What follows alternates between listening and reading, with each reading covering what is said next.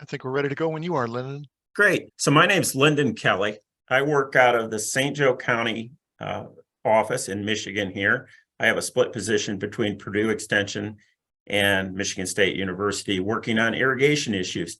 I'm your host today for the Field Crops Virtual Breakfast, and I'm glad you're all here.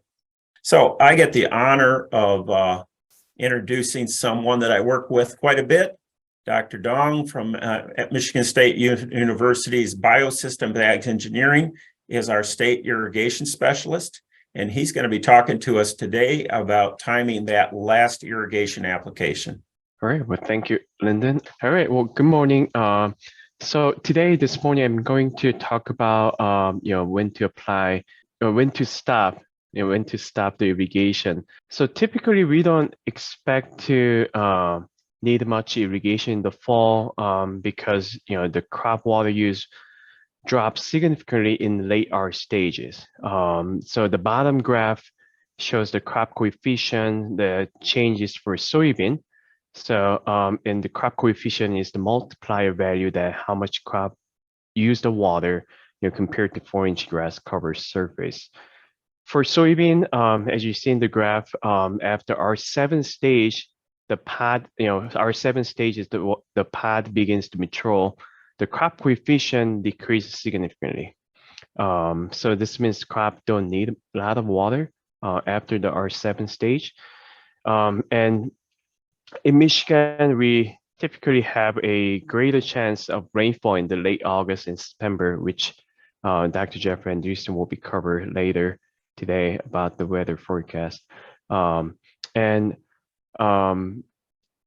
many previous studies shows, there's no greater advantage having the soil moisture level greater than 50% of water. So, so here are the things that, we typically don't need a lot of irrigation going in the late fall. I'm sorry. But the lack of soil moisture in the late season, because we didn't get, maybe because we didn't get much rain or we decide to stop irrigating too early in the season, it could lower the test weight for corn and undersize uppermost pod for soybean. The typical cost, for irrigating is irrigating half-inch application is for most irrigator are, $2 to $4 per acre per acre. So applying half-inch application is not that is not a big cost compared to some of potential the quality loss for the corn and soybeans. So we typically recommend to apply make sure you apply irrigation up to the late the late season. So when do we stop, right? When do we stop the irrigation and what are the recommendations? So the typical recommendation is irrigating until the crop reach the maturity to maintain or increase the yield and quality of crops. So for corn, it is recommended to maintain the soil moisture greater than 50% at that stage. And when you see the black layer at the tip of a kernel, then you don't need to irrigate further. The studies have found that there is no advantage of irrigating after the corn reaches maturity, like the black layer. For soybean, it is recommended to maintain the soil moisture greater than the 50% until the field is showing 50% yellow.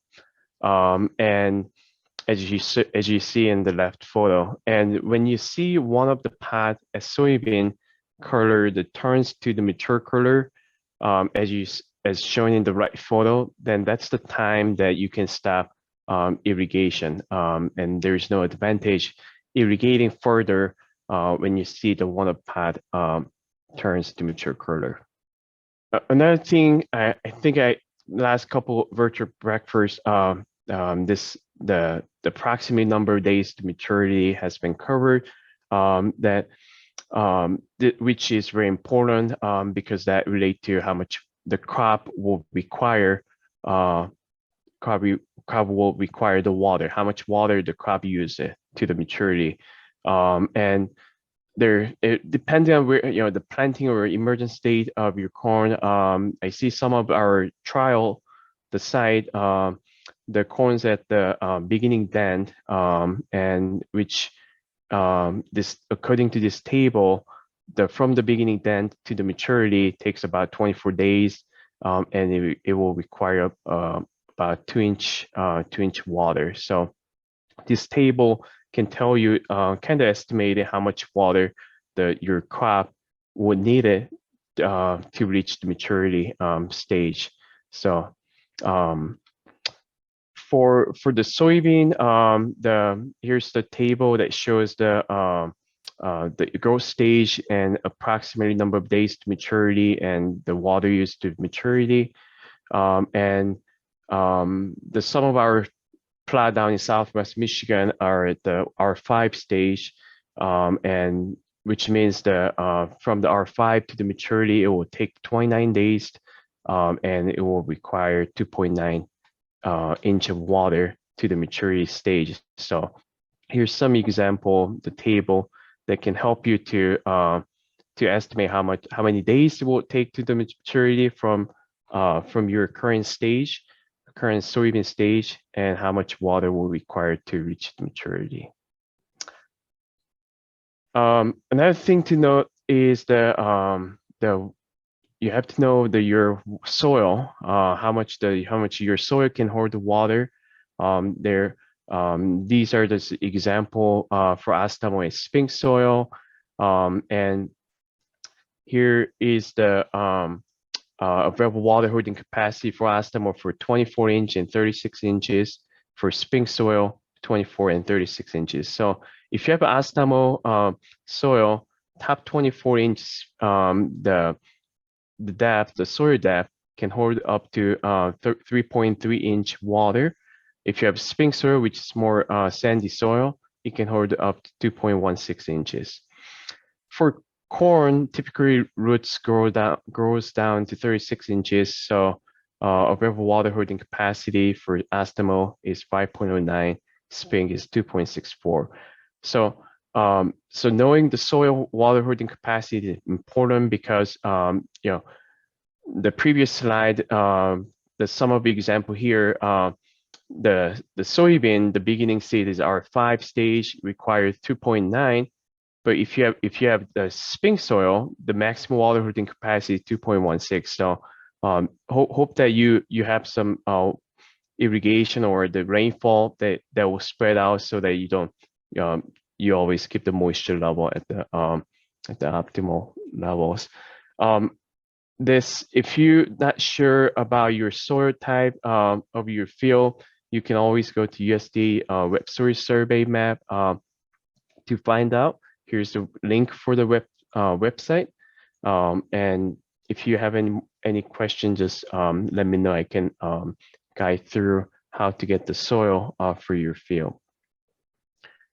So earlier I talked about keeping the 50% water holding capacity is typically recommended. But how do we track the 50% water holding capacity? One of the ways to do is using irrigation scheduler. So MSU, this is many years of worth development that we come up with this scheduler program. It's free. You can download from our website.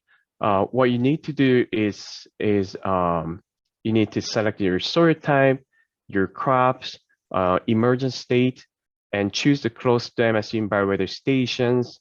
Then that will help you to guide what is the water holding capacity of each day. So in the scheduler, there's a couple things that you need to enter. The one is rainfall and the other is irrigation. So each day, how much rainfall the field receive it, and how much you irrigate it each day for the days. And from that, on the right, there's column, it's called the percentage field capacity fill. So that's the that tells you whether the whole root zone is whether it's filled and how much, right? So looking at August 23rd, 24th today, this is the scheduler that we've been running on one of our trial site. Today the field capacity is 75%. And we applied the 3/4 application yesterday. So it really helps you to keep track how much moisture is in the root zone, and this help you to determine at certain stage for your crop, do I have enough moisture? Can I stop irrigating? That you can use this information to determine. Here's another example that we for the soybean.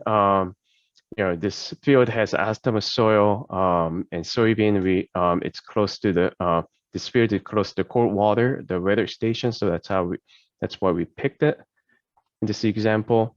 So same thing, we typing the rainfall and irrigation, then you can get the percentage for capacity fill. August 24th today, this field, the percentage capacity fill is 69%. So that's, here's another example that that how a scheduler can help to keep a track on the moisture levels. Here's our website. I can drop the link in the chat. You can go on the website, and there is under quick link. It's called MS Irrigation Scheduler. You can download the scheduler program for free. Another ways to measure the soil moisture is using sensors. There are just many different type of sensors are available. So you can use any of them. And basically sensors are estimating the moisture content of the soil. So here's another method you can use. Putting the sensor at multiple depth in the root zone can help to estimate what the soil water the profile, what the capacity is. So we have an extension bulletin that how you can calculate it, the current available water, and how you can estimate the maximum water holding capacity, and how you can get the actual the total available water in the root zone. So so you can check our extension bulletins. I'd like to use this opportunity to share one of the ongoing project that we have been working on this year and last year is irrigation system evaluation. So we're looking for collaborators. So what we are doing is we do the uniformity testing of your center pivots or linear system, can do any, and we do the uniformity testing and we provide a recommendation. And then if you accept the recommendation and retrofit your center pivot system, and then we do another evaluation. So the goal is to find the retrofit that you made it. Typically the sprinkler is what we've been working on. After you have or the sprinkler, if you replace it with the new one, how much it was improved. So here's some example that we did this year. This pretty long pivot that the uniformity coefficient was 75. The top graph is before the farmer irrigator did a retrofit. It was 75 uniformity. The bottom is after he replaced the sprinkler. So the uniformity jumped up to the 94. So here's some examples. So if you're interested, have us do the uniformity testing and willing to change it and making improvement on your center pivots, so please contact us, me or Lyndon. We'll be happy to talk to you about the project. So with that, I'll stop my screen. We got a couple questions coming up here. Phil asked, I think an irrigation question for Dr. Dong. If we know the soil moisture, can we estimate yield impact? Water irrigation, the water is one of the contributor, but there are other things to consider like nutrient, disease, and others. So So I would say maybe, but or I suggest maybe taking account for, the factors like nutrient disease as well. So I know there are some tools, like Aqua Crop is one of the famous one that you can apply, you can use. You can type in the nutrient irrigation practice and maturity of crops, the varieties and stuff like that, that you can estimate the yield. But yeah, we need to consider other factors as well. Yeah. Okay, thank you. Yeah, it's a tough question. There's a lot of factors in yield. Water's a major one, but we don't know the duration that it got that low, those types of things. Jeff, will El Nino affect our frost date? Oh, interesting one. As most of you know, we are now under El Nino conditions in the equatorial Pacific, and possibly looking at least a moderate, maybe even a strong event here later on this year. Given that, the question is a good one, it's a relevant one, but unfortunately the answer is we've looked at this somewhat semi-formally. I have not had anyone be able to demonstrate that we could see this any kind of a forecastability or predictability with the El Nino, whether we have La Nina, El Nino, or neutral in between, and the data for the. Remember that date, that first freeze in the fall, just like the last one in the spring, there are a lot of local factors involved, including things like soil moisture and microclimate and topography. It's really and this, the bottom line with this is that the data this.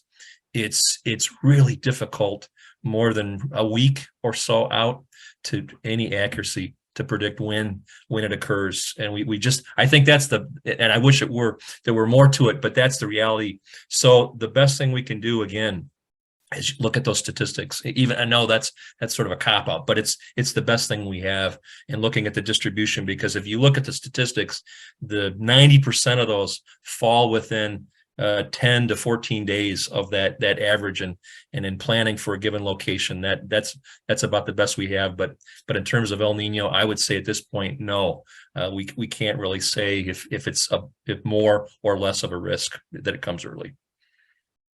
So where's the best place to find the estimated first frost for producers? I'm going to put there are a couple locations here, and one of the challenges for us, it's changing. And I think we showed some images of this before. There are tables, and the state climatology office that I work with, we have some statistics, but they haven't been updated to the 91 to 2020. We have the decade or the 30-year period before that, but that first freeze in the fall is coming later with time on average than it has in the past. And so we really need to have the 91 to 2020. And to do that, I think the best spot right now is the Midwestern Regional Climate Center at Purdue. And I'll put the location for that on there. It has the information listed by county. And I think that's a good way of looking at this. That site also gives you an idea of how it's changed over time, that aspect. So I'll put that here in the chat box here in just a minute. Great. That's an important factor for a number of people. They either have whole fields that are close to the maturity, or we may have challenges, or people that have fields that have a band that emerged late. That we're going to have to deal with when we harvest that late corn showing up with the rest of it. I see a question here from Steve. In July of 1999, he remembers seeing a heat index reading of 123 for Benton Harbor. Do you know if that was data error or was it actual reading? What's the highest recorded heat index for Michigan? We actually, we're in the process right now of looking this up to check to make sure, but that is the 123. That may be the highest that we do have here in Michigan. But I'll try to have. I apologize, I have it for next week. But I have a person working on the statistics as we speak here right now to try to, it's something you have to calculate, but that is, again, the point is once you get up above 110, 115, you're way up in pretty unusual territory. And note that it's not a surprise or a coincidence that it is in the far southern part of the state where we have some higher humidities and with higher air temperatures. So, but that is close to top end. The highest values we have, though, clearly are in the southern couple tiers of counties in the lower peninsula. But I think 123 might be the highest that I have seen or we have on record. But I will confirm that. Okay. So I've got an irrigation question, and then I'll ask for updates from other extension specialists. But Younsuk Gail Peterson down in Southwest Michigan's asking, we got extremely high temperatures. Should we apply 1/2 inch to try to cool the crop of the irrigation? Yeah, I think that's a good question. Our typical suggestion is, well, I guess it really depending on what crops, soil type, what is the current stage of your crop and current soil moisture levels. But our typical recommendation is bigger volume. So something like 3/4 or 1 inch to maximize water efficiency and minimize disease potential. So if you haven't irrigated last or if you haven't got much rain last 3-4 days, I think that's a good idea to apply. But if you do apply, we suggest to apply bigger volumes than 1/2 inch. Yeah, go ahead. That's both efficiency and concern about disease, correct? Yes. Yep. Yeah. So that brings us, Dr. Shelvers, I see you're out there. I've got, in the last week, I've looked at sudden death, white mold, and maybe tar spot, not 100% sure. Can you give us an update?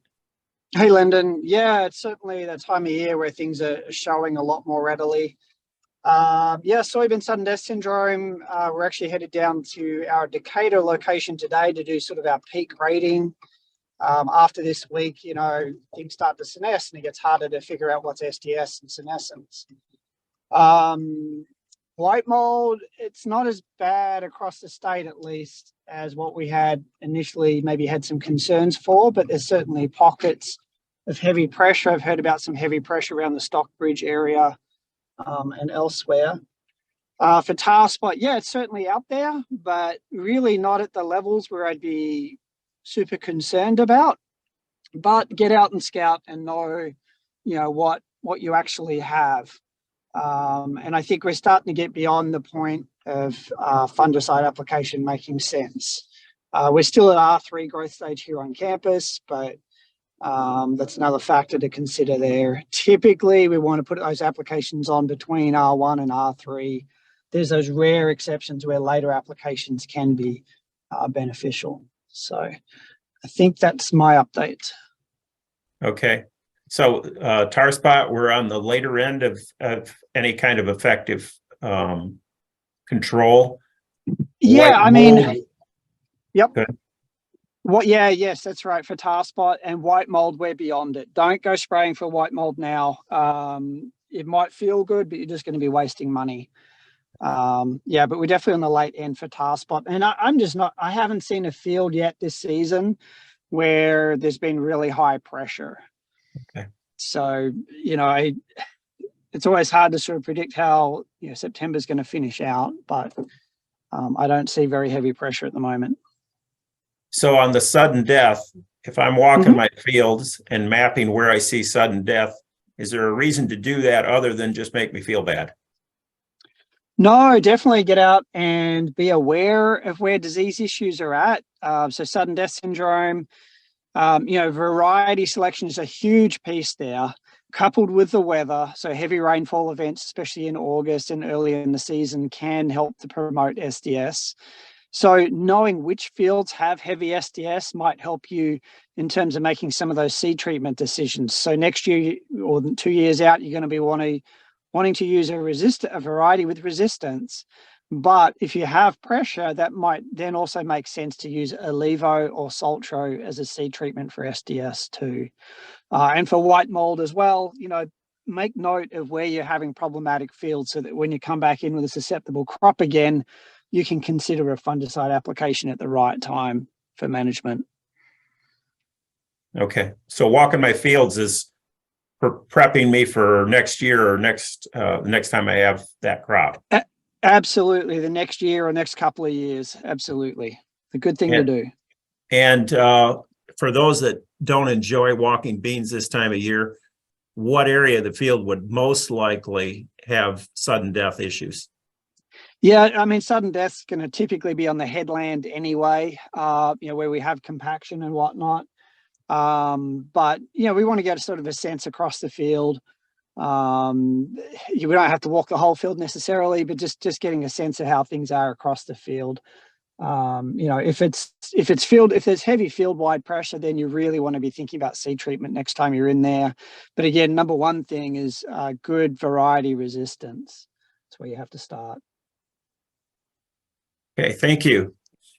Please type in any questions. Dr. Fonzo was on earlier. Is there anything I can do anything about in the bug world? Not really. Haven't seen a lot of stink bugs out there. Pretty low this year. I don't know if that early dry weather kind of took them out during their egg laying, but I'm sampling 3 or 4 fields across Michigan and I'm seeing like very, very little. But I did find Western bean cutworm yesterday up at the Saginaw farm, a surprising level in their bulk corn. And it was a Cry 1 AB variety, so it wasn't something that should control them. And they were big suckers. They were like fifth instar, so they'd been there at least a month feeding.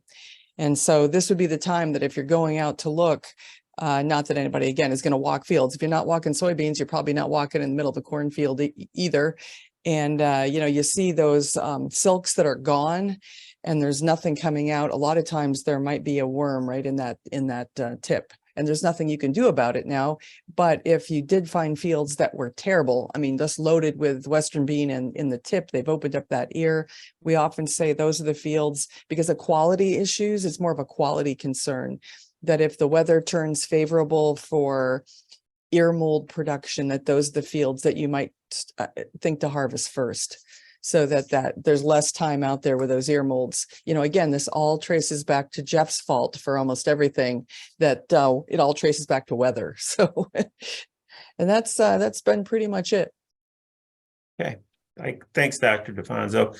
Jeff, I see in the questions, Phil had asked, does EnviroWeather provide soil moisture levels, and explain to us how to use those?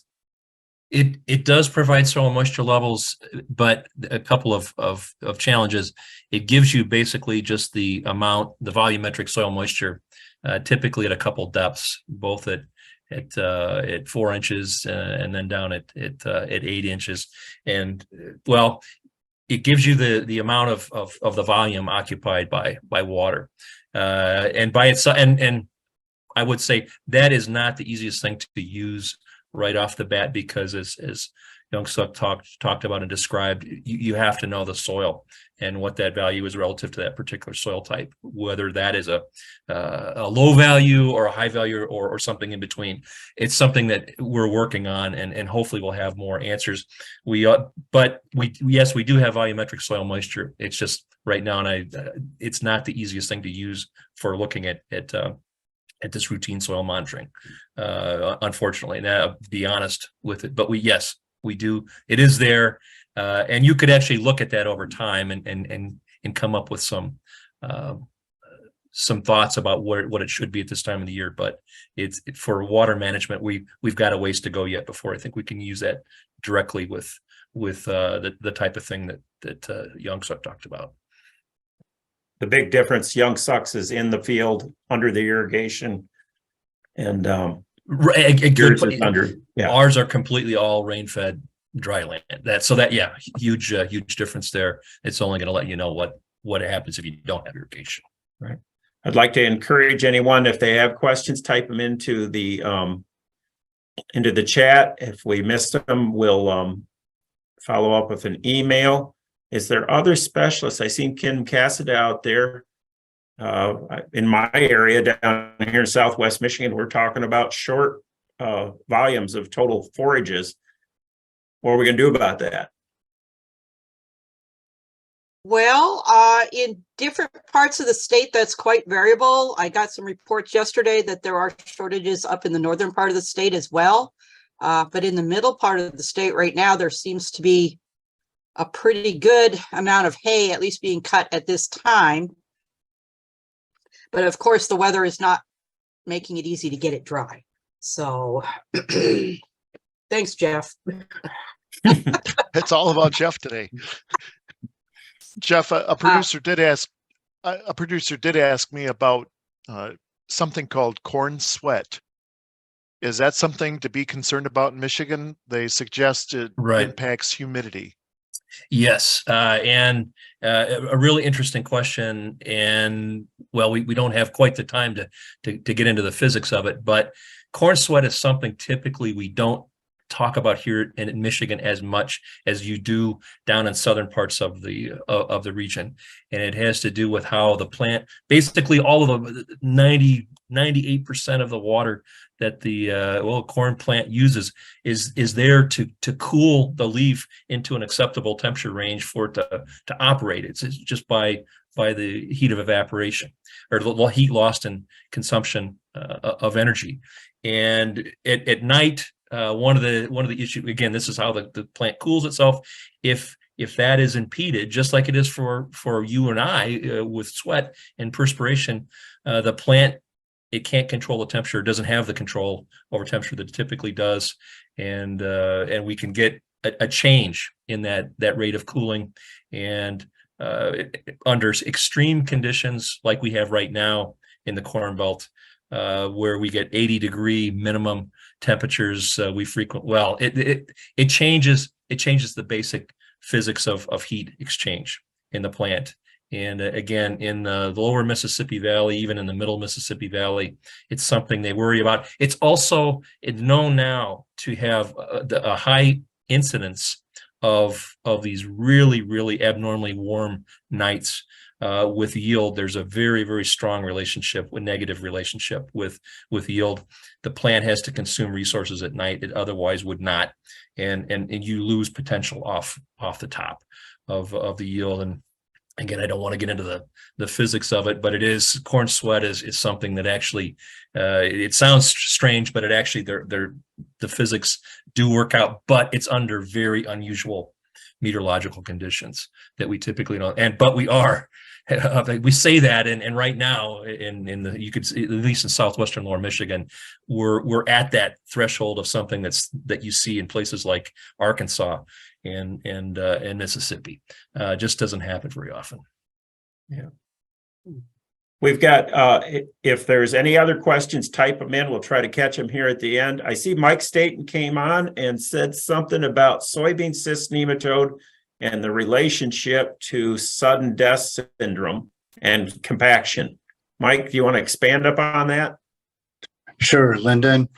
Basically, it gets back to your comment about, in-field sampling. If you're going to be walking through a field and seeing hotspots for SDS, I think there is value in that. I agree with Marty with the whole field assessment, that you do need to treat that field. But the spotty scouting will help you identify maybe some in-field compaction. For some reason, maybe that area got more compaction than other areas.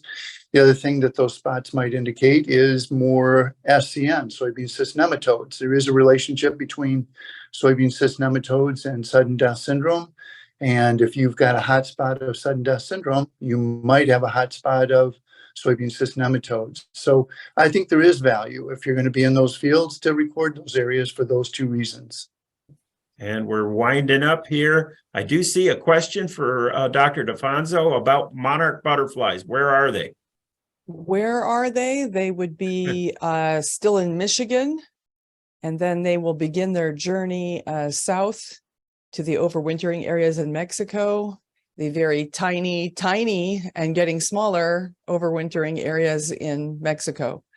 So if you're asking no one has seen the monarchs or something. I've only seen one, but I'll be frank, I don't pay much attention to monarchs. I'm in the middle of soybean fields and cornfields, and I don't pay much attention to them. I'm sure there are people around here that do, though.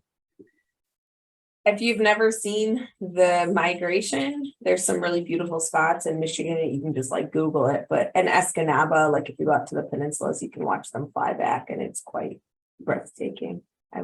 Breathtaking. Okay. It really, like hundreds and hundreds of monarchs just covering a lighthouse. It's pretty cool.